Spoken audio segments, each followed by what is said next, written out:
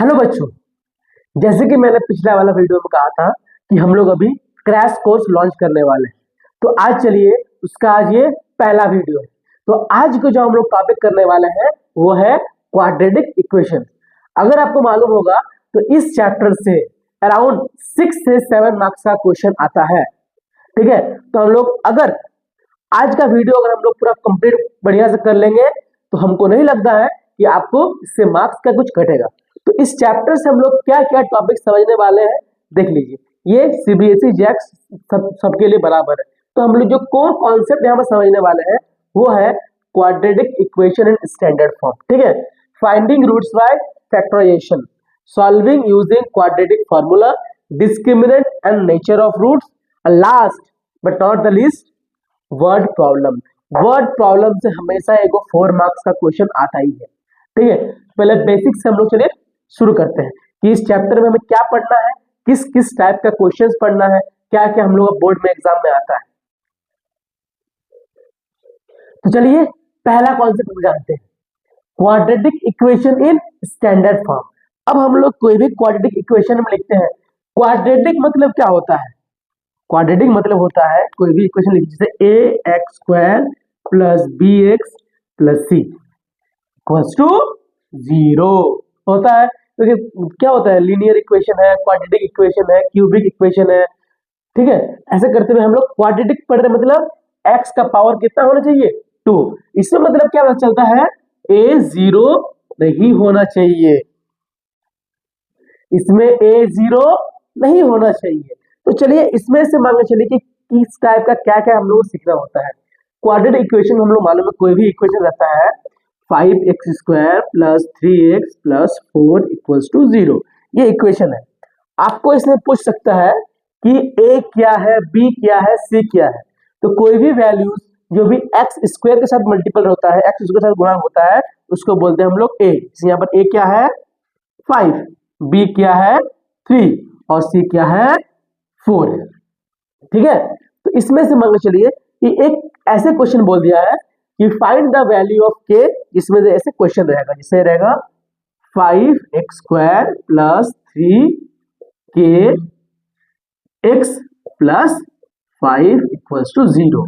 इसमें से क्या करना है, हमको k का वैल्यू ज्ञात करना है, k का वैल्यू निकालना है, जहां पर x इक्वल्स टू दिया हुआ है 4। फिर कैसे करेगा, ऐसे क्वेश्चन 1 मार्क्स का क्वेश्चन पूछ लेता है। तो इसमें से फिर बोला जाएगा, फिर पूछेगा कि k का वैल्यू क्या है निकालो और b क्या है वो भी निकालो। ठीक है, k भी निकालना है और b भी निकालना है। पहले निकालते हैं, चलिए x का वैल्यू कितना है 4 है, तो 4 की जगह 4 बढ़ा देंगे, k 4 इंटू 4 का square plus 3k into 4 plus 5 equals to 0 दे दिए हम। अब इसका हम वैल्यू निकालेंगे, 5 गुणे 4 का स्क्वायर मतलब 4 का वर्ग कितना होगा 16 प्लस 3k गुना 4 मतलब 12k, इसको 12k भी बोलते हैं। ठीक है, अब 5 इंटू 16, 16 पैसे कितना होता है 80, 80 प्लस 12k प्लस 5 बराबर 0। ठीक है, तो 12k बराबर कितना हो जाएगा -85, है कि नहीं है, क्योंकि ये उधर चल जाएगा। फिर k बराबर क्या होगा -85 बटे 12।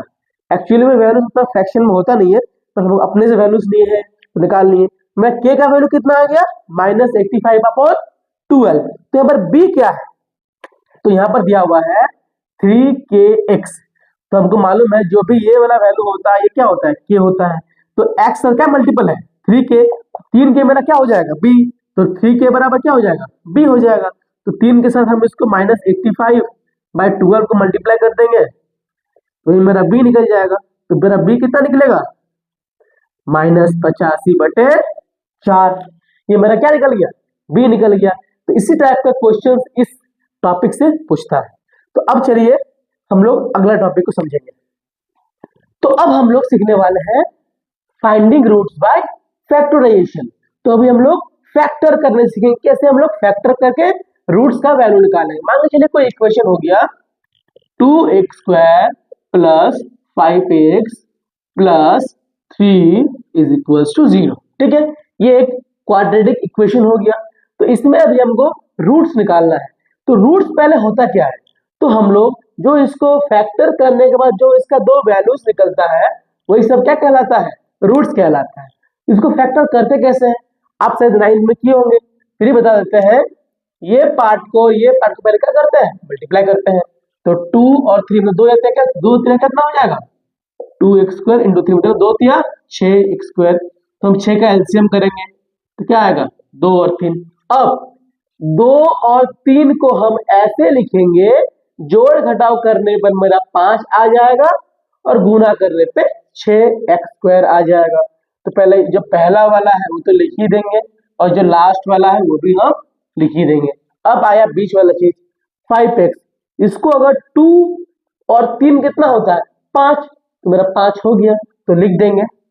ये x² है तो दो गो में क्या होगा, x इंटू x² आता है, तो इसमें x बैठा देंगे और इसमें भी x बैठा देंगे। अगर ये ऐसे होगा फिर तो क्या लिखेंगे, ये x है सीधा पकड़िए 2, तो 2x प्लस 3x, क्योंकि इसमें x है इसलिए x देना पड़ता है। ठीक है, तो अब देखिए 2x और 3x कितना होता है 5x, और 2x इंटू 3x कितना होता है 6x²। ये मेरा हो गया। अब ये होने के बाद इजीली बन जाएगा।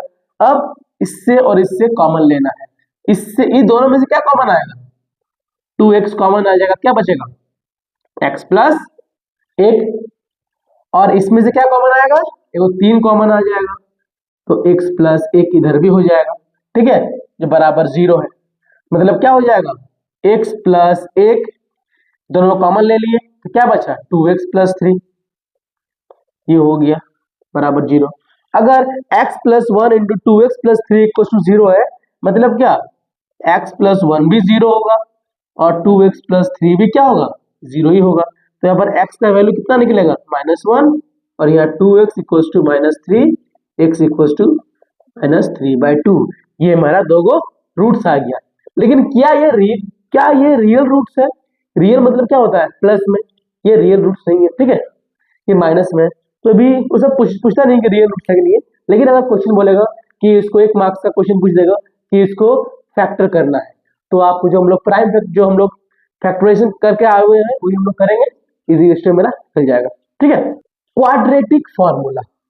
तो क्वाड्रेटिक फॉर्मूला क्या होता है, तो जैसे मान के चलिए हम लोग फैक्टराइजेशन करने तो आता ही होगा, ठीक है, जो 9 से सीखे हुए आ रहे हैं, लेकिन अगर कोई डायरेक्ट मेथड से आपका फैक्टराइजेशन नहीं होता, जैसे क्वेश्चन हो गया 2x² minus 7x plus 3 is equal to 0।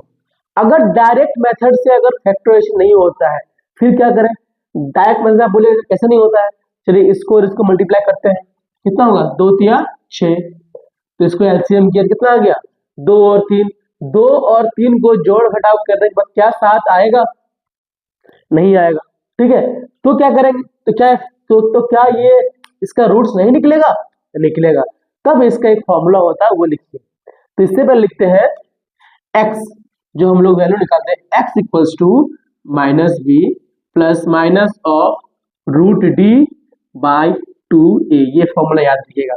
इससे क्वेश्चन हमेशा एक को पूछेगा, प्राय पूछते रहता है, क्योंकि यही मेन चीज जो इसमें सीखना होता है क्वाड्रेटिक फॉर्मूला में। तो ये x जो हम लोग रूट्स निकालते हैं वो होता है, ठीक है, -b। यहाँ d क्या है, d को बोलते हैं हम लोग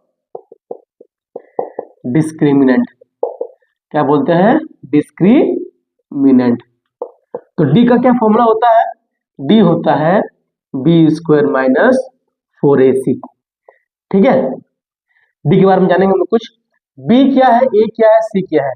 तो हम लोग जो इक्वेशन लिखते हैं इसको कैसे लिखते हैं, ax² plus bx plus c equal to 0 से लिखते हैं। तो d इक्वल टू b, उसका मतलब इसका स्क्वायर माइनस 4ac, ये सब क्या हो गया d का फॉर्मूला। तो अब d डिस्क्रिमिनेंट में हम लोग कुछ टॉपिक को समझते हैं, क्या क्या देखते हैं। तो हम लोग अगर कभी कभार क्वेश्चन में पूछ देता है कुछ इक्वेशन के बाद कि नेचर ऑफ रूट्स निकालो डिस्क्रिमिनेंट का, कि क्या पूछा जाता है, डिस्क्रिमिनेंट का नेचर निकालो। तो डिस्क्रिमिनेंट का तीन को नेचर होता है, एक d ग्रेटर देन 0, एक d इक्वल्स टू 0 और एक d लेस देन 0। अगर d इक्वल्स टू 0 रहेगा तो क्या होगा, रियल रूट्स। क्या होगा, रियल रूट्स। ठीक है, b ग्रेटर देन 0 होगा, क्या होगा, two distinct roots. Real roots होगा और इक्वल रूट्स होगा। ठीक है, मतलब दोनों एक ही को वैल्यू निकलेगा। d बराबर 0 होता है तो x का वैल्यू एक ही को निकलता है, लेकिन अगर d जो हम लोग निकालते हैं 0 ज्यादा होता है तो टू डिस्टिंक्ट रूट्स निकलता है। टू डिस्टिंक्ट रूट्स निकलते हैं मतलब दो अलग अलग x का वैल्यू निकलता है। जैसे हम लोग पहला पिछला वाला क्वेश्चन में देखे थे, क्या आया था, x इक्वल्स टू -2 ये आया था ना, दो पॉजिटिव वैल्यू में निकलता है। ठीक है, दो डिस्टिंक्ट रूट्स निकलता है। ठीक है, और अगर d 0 से कम रहता है तो no real roots, no real roots. इसमें कोई रियल रूट्स नहीं रहेगा, इसमें क्या रहेगा, दो डिस्टिंक्ट रूट्स और रियल रूट्स तो रहेगा ही क्योंकि प्लस है। अब रियल रूट्स मतलब क्या होता है, जो भी वैल्यू 0 से मतलब 1 2 में आता है क्या बोलते हैं, रियल रूट्स। अगर x का वैल्यू आया निकालने के बाद 3/2 प्लस में है तो क्या बोलेंगे, रियल रूट्स। और ये अगर x का मान के चलिए दो वैल्यू निकला, इसको निकला एक और 4, 4 ही निकला मान के चलिए, तो ये क्या हो गया, दो अलग अलग वैल्यू निकली, क्या बोलेंगे, टू डिस्टिंक्ट रूट्स। अब ये क्या होता है, अब ये आधा क्वेश्चन करेंगे फिर समझ में आ जाएगा। ठीक है, पहले हम जो क्वेश्चन देख रहे थे कि इसको हम लोग कैसे सॉल्व करेंगे, चलिए इसको सॉल्व करते हैं। तो क्वेश्चन है, तो 2x² - 7x + 3 = 0, इसका हमको रूट्स निकालना है। तो पहले इसका d निकाल लेते हैं। d क्या होता है, b² - 4ac। यहाँ पर देखिए b क्या है, b = क्या है, -7, a क्या है 2 और c क्या है 3। क्योंकि जैसा ही बताया हम लोग कैसे लिखते हैं, ax² + bx + c, x से यही मल्टीपल होता है क्या कहते हैं, b। x का क्या गुना है, -7, तो -7 क्या हो गया, b हो गया।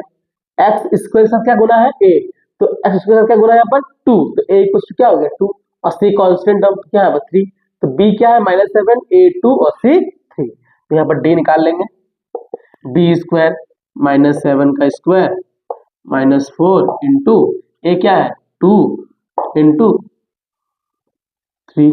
ठीक है, तो d = आया 49, क्योंकि -7 इंटू -7 क्या होता है, माइनस माइनस प्लस 49, -4 2 = 8, 8 3 = 24, 49 से 24 का कितना बचा, d = कितना आ गया, 25 आ गया। ठीक है, तो अब इसका x निकालते हैं, जो वैल्यू रूट्स निकालते हैं। तो अब देखिए d क्या है, प्लस है मतलब 25, मतलब क्या है, दो गो d का कितना वैल्यू निकलेगा, two distinct and real roots निकलेगा। ठीक है, कैसे निकलेगा देखिए, x को क्या वैल्यू होता है, -b ±√d बाई 2a, तो x = क्या आया, -b। ठीक है, अब -b लिख दिए, -b मतलब क्या होता है, -7, अब प्लस माइनस ले लो। ठीक है, √d मतलब क्या है 25/2 इंटू a क्या है 2, तो x = क्या आएगा, minus minus plus 7 plus minus of √20 का वैल्यू कितना होता है, 2 को 5 है तो 1 को 5 बाहर आ जाता है, 7 प्लस माइनस ऑफ √5 इंटू 5/4 निकाल लेते हैं, x = 7 प्लस माइनस ऑफ 5/4। अब देखिए प्लस माइनस है मतलब दो वैल्यू निकलेगा, एगो 7 + 5 और एगो 7 - 5, तो क्या होगा, x = 7 + 5/2 मतलब 12/2, मतलब ये कितना निकल गया 6 निकल गया, और x = होता है 7 - 5/2, 7 5 कहते 2, कितना आ गया 2/2 = 1। ठीक है, ये मेरा दोगो रूट्स का वैल्यू निकल गया। तो अब चलिए दो क्वेश्चंस कर लेते हैं, फाइंड द नेचर ऑफ, तो इसमें हमको नेचर ऑफ रूट्स निकालना है। ठीक है, तो इसमें डिस्क्रिमिनेंट का हम लोग नेचर निकालना है, क्या क्या नेचर है। तो पहले नेचर निकालने के लिए हम लोग d का फॉर्मूला लिखते हैं, d = क्या होता है, b² - 4ac, आपको तो मालूम ही है, यहाँ पर b क्या है -4, a क्या है, x इसके साथ क्या गुणा है, कुछ नहीं मतलब 1 है, एक्स स्क्वायर मतलब 1 इंटू एक्स स्क्वायर मतलब क्या होता है एक्स स्क्वायर। तो 1 है, ए क्या है 1 और सी क्या है पर 4। तो यहाँ पर बी क्या है -4, ए क्या है x1, क्योंकि एक्स स्क्वायर साथ कोई मल्टीपल नंबर मल्टीपल नहीं है, मतलब क्या मल्टीपल है 1 मल्टीपल है, और सी क्या है 4।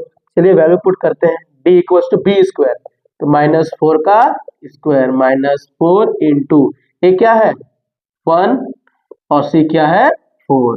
तो d इज इक्वल्स टू -4 का स्क्वायर -4 इंटू -4, 4 4 जा 16 माइनस माइनस प्लस, तो 16 माइनस 4 1 जा 4 4 4 जा 16, तो d इक्वल्स टू 0 आ गया। तो अगर d इक्वल्स टू 0 होता तो क्या होता है 2 इक्वल एंड रियल रूट्स, ये लिखना पड़ेगा, अगर पूछेगा तो ये आपको लिखना पड़ेगा 2 इक्वल एंड रियल रूट्स। ठीक है, चलिए एक और देखते हैं सवाल, 2x² - 4x + 3, यहाँ पर भी डी का सेम वैल्यू निकालना है।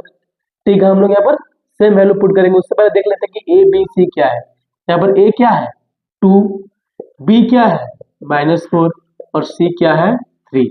चलिए डी का वैल्यू पुट करते हैं, b² - 4ac, d equals to B क्या है -4, तो -4 का स्क्वायर -4 इंटू ए क्या है यहाँ पर 2 और सी क्या है 3, तो d इक्वल्स टू -4 का square minus minus plus 4 into 4 16 4 16 minus 4 दूनी 8 8 तिया 24, तो d इक्वल्स टू आ गया -8। तो अगर माइनस में है तो क्या हो गया नो रियल रूट। ठीक है, चलिए एक और टॉपिक बचा हुआ है, उसको करने के बाद हम लोग प्रीवियस ईयर क्वेश्चन को हम लोग शुरू करेंगे। अब last topic word problem. Word problem से अगर आप लोग जैक में है सीबीएसई में हमेशा एक क्वेश्चन पूछता है ये 4 मार्क्स का। ठीक है, तो इसको बढ़िया से करना है। ठीक है, ये इंग्लिश वर्जन में है, अगर आपको हिंदी वर्जन में भी चाहिए तो आप कमेंट करिएगा, हिंदी में इसको हम लोग अपलोड करवा देंगे। पहले आज चलिए वर्ड प्रॉब्लम का एक बेसिक क्वेश्चन को देखते हैं। क्या है, find 2 consecutive positive number whose product is 132, मतलब 2 गो कंसेक्यूटिव पॉजिटिव नंबर है जिसका प्रोडक्ट कितना है 132।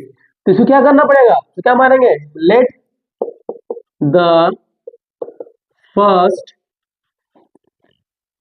Positive first consecutive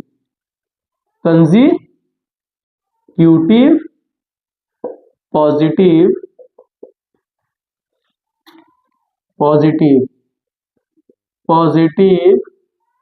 number be x, so let the second consecutive positive number equals to x plus 1, क्योंकि पॉजिटिव नंबर मतलब क्या होता है एक से बाद 1 2 3 4 मतलब जो प्लस में आता है उसके बाद 1 2, पहले वाला अगर एक से दूसरा वाला क्या होगा उसके बाद वाला x plus 1 होगा। तो इसका प्रोडक्ट कितना है 132 है। तो देखो अकॉर्डिंग टू क्वेश्चन, ठीक है, प्रोडक्ट ऑफ तो क्या होगा x into x plus 1 equal to कितना है 132। इसमें हमको नंबर्स निकालना है, तो निकाल लो x into x, x square x into 1, x is equal to 132, तो होगा x square plus x minus 132 equal to 0। ठीक है, इसमें हम लोग x की वैल्यू निकाल लेते हैं, 132 को एलसीएम करो,